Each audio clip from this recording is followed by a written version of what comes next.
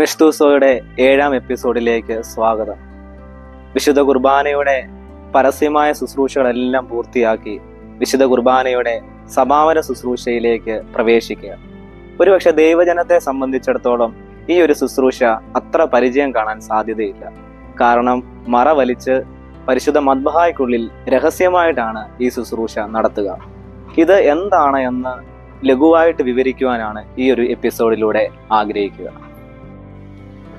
ദൈവജനത്തെ പരിശുദ്ധ തൃത്വത്തിന്റെ നാമത്തിൽ ഫലമേൽപ്പിച്ചുകൊണ്ട് സമാധാനത്താലെ പോകുക എന്ന ആശംസയോടുകൂടെ ദേവാലയത്തിലെ ശുശ്രൂഷകൾ പരസ്യമായിട്ട് പൂർത്തിയാകുമ്പോൾ പുരോഹിതൻ വീണ്ടും പരിശുദ്ധ ത്രോണോസിന്റെ മുൻപിൽ സാഷ്ടാംഗം പ്രണമിച്ചുകൊണ്ട് വിശുദ്ധ കുർബാനയുടെ നിയോഗത്തെ 3ാം തവണയും പരിശുദ്ധ ബലിപീഠത്തിന്മേൽ ഓർത്ത് പ്രാർത്ഥിക്കുന്നതായ സമയമാണ് ഇത്.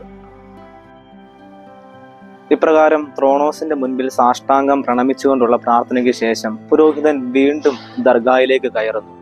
വിശുദ്ധ കുർബാനയ്ക്ക് ഉപയോഗിച്ച കാസായും പീലാസായും എല്ലാം കഴുകി വൃത്തിയാക്കേണ്ടതായ ഒരു സമയമാണ് ഇത്.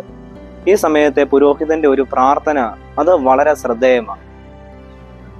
പീലാസായിൽ നിന്നും തിരുശരീരത്തിന്റെ അംശങ്ങളെല്ലാം കാസായിൽ തിരുരക്തത്തിലേക്ക് നിക്ഷേപിക്കുമ്പോഴുള്ള ഒരു പ്രാർത്ഥന.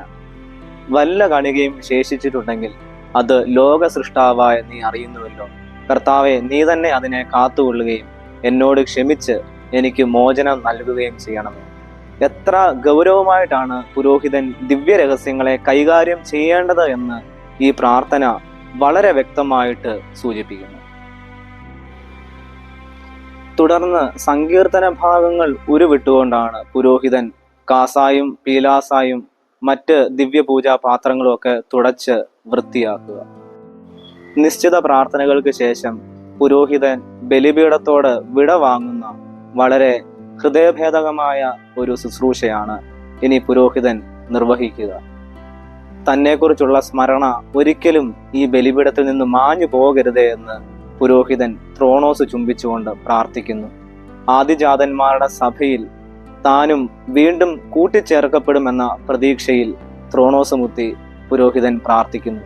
ഈ പരിശുദ്ധവും പാപപരിഹാരപ്രദവുമായ ബലിപീഠം തൻ്റെ പാപങ്ങൾക്ക് മോചനം നൽകി തന്നെ ശാശ്വതമായ നാട്ടിൽ ആശ്വസിപ്പിക്കുമെന്നും ഈ പ്രാർത്ഥന വെളിവാക്കുന്നു.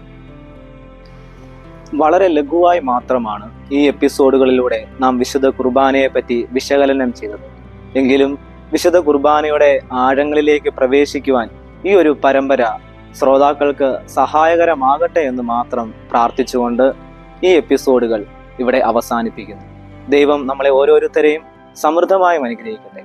പിതാവിൻ്റെയും പുത്രൻ്റെയും ജീവനുള്ള പരിശുദ്ധ റൂഹായുടെയും തിരുനാമത്തിൽ ആമേൻ.